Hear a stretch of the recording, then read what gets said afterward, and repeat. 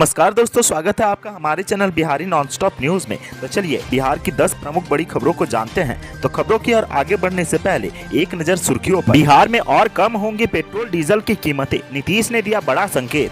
RJD office के बाहर मोदी और सीबीआई के खिलाफ समर्थकों ने लगा दिया तोता वाला पोस्टर। बिहार में बनने जा रहा राज्य का दूसरा एनिमल हॉस्पिटल, जंगलों में घायल या बीमार जानवरों का होगा इलाज। लालू यादव के ठिकानों पर सीबीआई की छापेमारी को लेकर सीएम नीतीश की प्रतिक्रिया, जानिए मुख्यमंत्री ने क्या कहा। पटना में घरों को बचाने के लिए राजीव नगर के लोग करेंगे आंदोलन, विधायक ने कहा बुलडोजर चला तो आगे हम रहेंगे। बिहार में सफल नहीं हो रही है डिजिटाइज्ड जमाबंदी, अब कमियों को दूर करने में जुटी सरकार। बिहार में अब शैक्षणिक योग्यता के आधार पर होगा आंगनबाड़ी सेविका और सहायिका का चयन, आमसभा की भूमिका होगी खत्म। पटना की सड़कों पर साइकिल से निकले मुख्यमंत्री के अपर मुख्य सचिव, जाना शहर का हाल।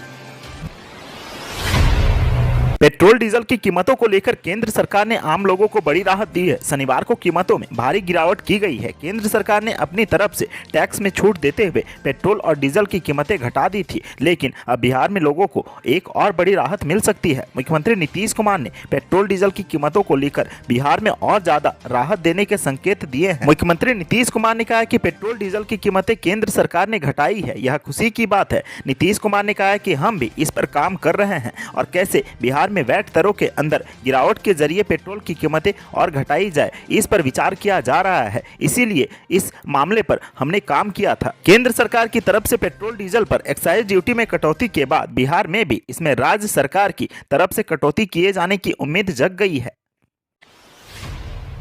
लालू प्रसाद यादव के ऊपर सीबीआई की छापेमारी के बाद राजद के कार्यकर्ताओं में काफी गुस्सा है। आपको बता दें कि जिस दिन सीबीआई की छापेमारी चल रही थी उसी दिन राबड़ी आवास के बाहर राजद के समर्थकों ने सीबीआई का पुतला फूंका और लालू झुकेगा नहीं पोस्टर लगा दिया था। सीबीआई की छापेमारी के बाद जिस तरीके से सवाल उठ रहे हैं कि तेजस्वी और नीतीश की नजदीकियां बढ़ी है, उसके बाद मोदी सरकार की तरफ से नीतीश को डराने के लिए सीबीआई और ईडी का दुरुपयोग किया जा रहा है। इसके खिलाफ आरजेडी का गुस्सा साफ सड़कों पर दिख रहा है। आपको बता दें कि राजद के कार्यकर्ताओं ने अब पार्टी दफ्तर के बाहर एक पोस्टर लगाया है, जिसमें सीबीआई को एक बार फिर से तोता बताते हुए पीएम नरेंद्र मोदी का पालतू बताया गया है। इस पोस्टर में सीधे तौर पर 10 सर्कुलर आवास की तस्वीर है, जहां लालू प्रसाद यादव की एक बड़ी सी कटआउट भी इस पोस्टर में साफ दिख रही है। दूसरी तरफ नीतीश और तेजस्वी यादव की तस्वीर लगाई गई है, जिसमें दोनों आपस में बात कर रहे हैं। साथ ही साथ नरेंद्र मोदी की एक पोस्टर लगी हुई है, जिसके हाथ में पिंजरे में बंद तोते यानी कि सीबीआई और ईडी है। जाहिर सी बात है कि आरजेडी के कार्यकर्ताओं का गुस्सा सीबीआई छापेमारी के बाद से सड़कों पर निकलकर सामने आई थी। जब सीबीआई की टीम रेड कर वापस जा रही थी तो राजद के समर्थकों ने खूब बवाल किया था। सीबीआई के ऊपर हमला भी करने की कोशिश की गई थी, लेकिन पुलिस की मौजूदगी में सीबीआई की टीम किसी तरीके से राबड़ी आवास से बाहर तो निकली, लेकिन राजद समर्थकों का गुस्सा शांत नहीं हुआ। इसके बाद अब पोस्टर लगाकर सीबीआई और पीएम नरेंद्र मोदी के रिश्ते को लेकर सवाल उठाया जा रहा है।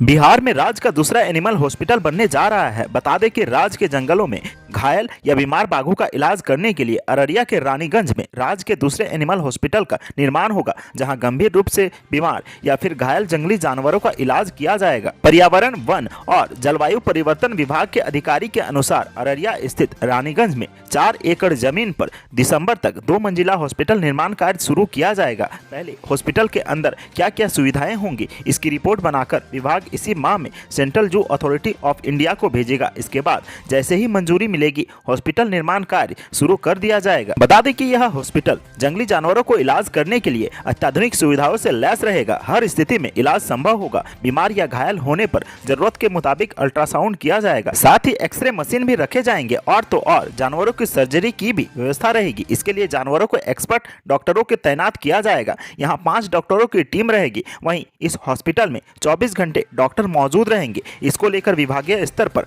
बात चल रही है।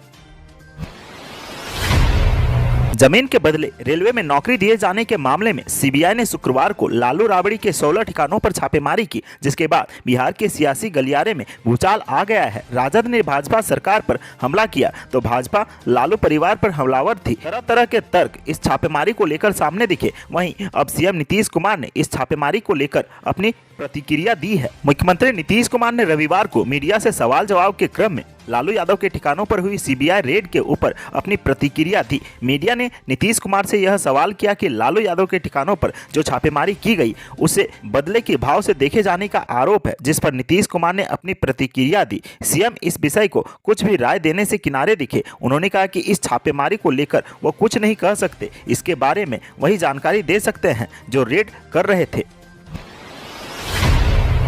पटना के राजीव नगर के 10 नंबर वार्ड 24 एकड़ में किसी भी घर पर अगर बुलडोजर चलेगा तो हम सबसे आगे होंगे। यहाँ रहने वाले सभी लोगों ने अपना घर अपनी गाड़ी कमाई और मेहनत से बनाया है। ऐसे में कोई सरकार यहाँ रहने वालों को बेघर नहीं कर सकती है। ये बातें रविवार को नेपाली नगर के मनसापुरन हनुमान मंदिर परिसर में आयोजित आम सभा में स्थानीय विधायक संजीव चौरसिया ने कही है। संजीव चौरसिया ने कहा कि हमने विधानसभा में यहाँ के मामले को कई बार उठाया है। साथ ही आप सभी लोगों के बनाए गए रणनीति पर हमेशा आगे रहा हूँ और रहूंगा। आप जब भी हमें बुलाएंगे हम किसी भी आंदोलन के लिए आपके साथ हैं और हम वादा करते हैं कि किसी का कोई घर नहीं टूटेगा। दीघा कृषि आवास भूमि बचाओ संघर्ष समिति के अध्यक्ष श्रीनाथ सिंह ने कहा कि यह नोटिस ही गलत है। इसका जवाब देने के लिए हमने ड्राफ्ट तैयार कर लिया है। आला अधिकारियों की लापरवाही और गलत मंशा के कारण राज्य में बड़ी संख्या में डिजिटाइज्ड जमाबंदियों में कमियां रह गई है, वह अपूर्ण है। राजस्व एवं भूमि सुधार विभाग के अपर मुख्य सचिव ब्रजेश मेहरोत्रा ने इस बात की नाराजगी प्रकट की है। डिजिटाइज्ड जमाबंदियों को कमियों को दूर करने के लिए अभियान चलाने के निर्देश दिए हैं। विभागीय बैठक में अधिकारियों को फटकार लगाते हुए कहा कि पूर्व में इस संबंध में जो निर्देश दिए गए थे उनका अनुपालन नहीं किया गया है, इसी कारण लोगों को असुविधा हो रही है। उनको शिकायतें मिली है कि उच्च स्तर पर ऑनलाइन जमाबंदी अपूर्ण रखी जा रही है। अभियान चलाकर सभी डिजिटाइज्ड जमाबंदियों के त्रुटि निराकरण कराने की जिम्मेदारी अपर समाहर्ता को दी गई है। बिहार के राज्य भर में आंगनबाड़ी सेविका व सहायिका के चयन में धांधली को रोकने के लिए चयन प्रक्रिया में बड़ा बदलाव किया जा रहा है। विभाग एक नया ड्राफ्ट तैयार कर रहा है जिसे जल्द कैबिनेट में स्वीकृति के लिए भेजा जाएगा। नए प्रस्ताव में अभी की चयन प्रक्रिया में होने वाली आम सभा की भूमिका खत्म हो जाएगी। सेविका और सहायिका के चयन में योग्यता को आधार बनाया गया है। इसके लिए कम से कम मैट्रिक और अधिक से अधिक स्नातक, पीजी या किसी भी विषय में पास उम्मीदवार आवेदन कर पाएंगे ताकि अंक के आधार पर चयन किया जा सके। नए ड्राफ्ट के आधार पर चयन प्रक्रिया पूरी होने के बाद आवेदक के सभी प्रमाण पत्र को शिक्षा विभाग को भेजा जाएगा। अंक पत्र जाँच होने के बाद जब विभाग को एनओसी मिलेगा तो उनका वेतन शुरू किया जाएगा। वहीं फर्जी प्रमाण पत्र देने वालों पर नियमानुसार उसी वक्त कार्रवाई की जाएगी। राज्य में अभी सेविका सहायिका के चयन के लिए जिलों में आम सभा लगाई जाती है जिसमें एलएस, सीडीपीओ और वार्ड सदस्य सहित अन्य लोग रहते हैं। मुख्यमंत्री नीतीश कुमार के अपर मुख्य सचिव एवं गृह विभाग के अतिरिक्त मुख्य सचिव ISS सिद्धार्थ इन दिनों आम लोगों की समस्याओं और शिकायतों के निवारण के लिए काफी मुस्तैद दिख रहे हैं। रविवार की सुबह वह राजधानी पटना का जायजा लेते दिखे। वह पटना की सड़कों पर साइकिल पर स्पोर्ट ड्रेस और हेलमेट के साथ नजर आए। प्रधान सचिव ने रविवार सुबह पटना की सड़क पर साइकिल चलाई और शहर का जायजा लिया। स्पोर्ट्स ड्रेस पहने और साइकिल पर हेलमेट लगाए सिद्धार्थ ने पटना की विभिन्न सड़कों पर साइकिल चलाकर विभिन्न सड़कों पर यातायात व्यवस्था का हाल जाना। इस दौरान उन्हें यातायात पुलिस और अन्य संबंधित कर्मियों से बात करते और दिशा निर्देश देते हुए भी देखा गया। रविवार को छुट्टी का दिन होने के कारण फिटनेस बनाए रखने के लिए अधिकारी अक्सर साइकिल चलाते या जॉगिंग करते हुए देखे जाते हैं, लेकिन IS सिद्धार्थ का अंदाज बिल्कुल ही अलग था। वह एक पेशेवर साइकिलिस्ट की तरह साइकिल चला रहे थे। सिद्धार्थ ने उन सड़कों पर साइकिल चलाई जहां अक्सर लोग जाम और यातायात की समस्याओं से परेशान रहते हैं। उन्हें इस तरह से साइकिल चलता देख ट्रैफिक ड्यूटी में तैनात पुलिसकर्मी के साथ साथ आम लोग भी अचंभित रह गए।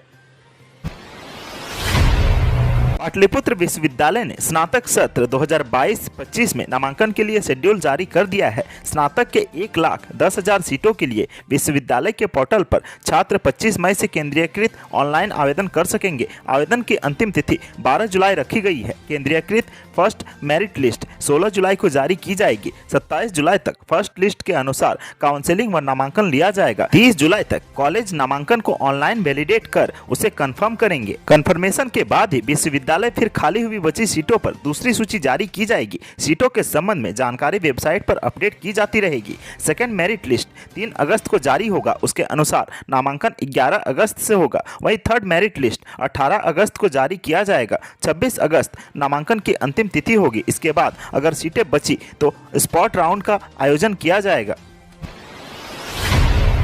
भागलपुर जिले में घर घर पाइप नेचुरल गैस आपूर्ति व वाहनों में ईंधन के लिए सीएनजी स्टेशन की योजना अटकने की आशंका है। मुंगेर से भागलपुर के बीच पाइपलाइन बिछाने के लिए इंडियन ऑयल कॉरपोरेशन लिमिटेड के आवेदन को भारतीय राष्ट्रीय राजमार्ग प्राधिकरण ने और एनएच डिवीजन ने वापस लौटा दिया है। आईओसीएल प्रबंधन के अनुसार NH 80 के किनारे पाइपलाइन बिछाने के लिए आवेदन NH डिवीजन को दिया गया था। NH 80 के चौड़ीकरण पूरी होने की बात कहकर आवेदन लौटाया गया है। मुंगेर से मिर्जा चौकी के बीच बन रहे ग्रीनफील्ड 4 लेन होकर पाइपलाइन बिछाने का आवेदन जब NHI को भेजा गया तब NHI ने सड़क निर्माण पूरा होने के बाद ही स्वीकृति की बात कहकर आवेदन को वापस कर दिया है। ऐसे में मुंगेर से भागलपुर के बीच पाइपलाइन बिछाने में 2 से 3 वर्ष का विलंब हो सकता है। आईओसीएल ने राज्य सरकार से मध्यस्थता करने की मांग की है। अब तक कोई रास्ता नहीं निकल पाया है। आज की सुर्खियों में बस इतना ही। बिहार से जुड़ी खबरों के लिए सब्सक्राइब करें हमारे चैनल को और साथ ही साथ वीडियो अगर पसंद आए तो लाइक कमेंट शेयर करना